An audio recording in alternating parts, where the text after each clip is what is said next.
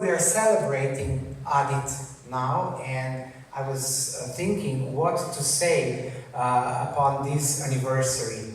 And I decided to pick up 5 important things in these 10 years based on my decision, Big 5. First, metformin. Still the game changer. After all these years, metformin is the initial drug. We start treating type 2 diabetes patients, and of course you can see last year we celebrated 60 years of metformin use. Still very potent, and everything is different when metformin is on board. These first initial trials by DeFronzo and Garber of efficacy on HbA1c fasting glucose, and of course still a big game changer. And of course, metformin is also paving the way, as we will hear in the following lectures, in other therapeutic areas here in oncology. Number 2, definitely continuous monitoring and insulin pumps. Continuous monitoring has definitely revolutionized the therapy in type 1 diabetic patients, and also to help us troubleshooting some difficult cases in type 2. Together with insulin pump and with the novel algorithms, we are close to the closed loop system and artificial pancreas.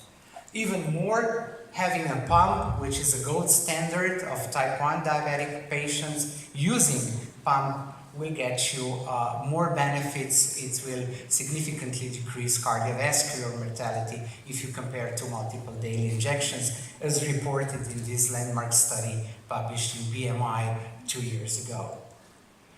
And of course, continuous glucose monitoring is bringing us the new tool, the new parameter, namely time in range. Not just HbA1c, but also time in range. How this will inflect of the outcomes of our patients, we will see. Currently, we do not have solid data, but this is something which will completely change and already did change our treatment algorithm and of course our patients' visits with type 1 populations. Number 3, definitely we are moving from glucocentric view to cardiocentric prognosis. FDA put us good regulation that all the novel therapies which are coming to the market need to pass all these new trials. And of course, some trials bring up a lot of confusions, a lot of new data, and currently in a certain subsets of patients, we are changing the paradigm how to treat these patients. Another big 5. Anti-VEGF intravitreal injections, very important. It's very difficult to prevent chronic complications, and since 2015 we have a new opportunity how to treat diabetic macular edema. We know that the laser photocoagulation just improve visual thing, but in order to prevent and maybe also to improve, we have this new treatment possibilities which are paving the way and substantially improve quality of life among this patient population. And of course, last but not least, patient-oriented care. 2012, we got the first ADA-EASD consensus, and we know that the patients are now in the center of our care, and we choose the second and third line, and we are adding the therapy according to the efficacy, hypo-risk, and all the side effects the therapy is bringing.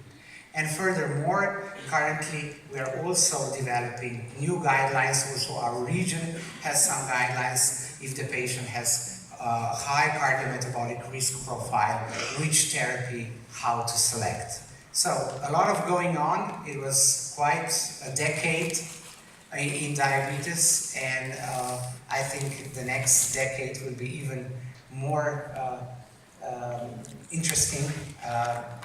But now at the 10th of ADIT, I would also like to thank myself and on behalf of the ADIT organizing board to our Big 5. These are our professors who believed in the projects of ADIT, who contributed a lot that the ADIT is now at the place where it is currently. So thank you again for coming to Dubrovnik. Thank you for being our story. Thank you for attending ADIT.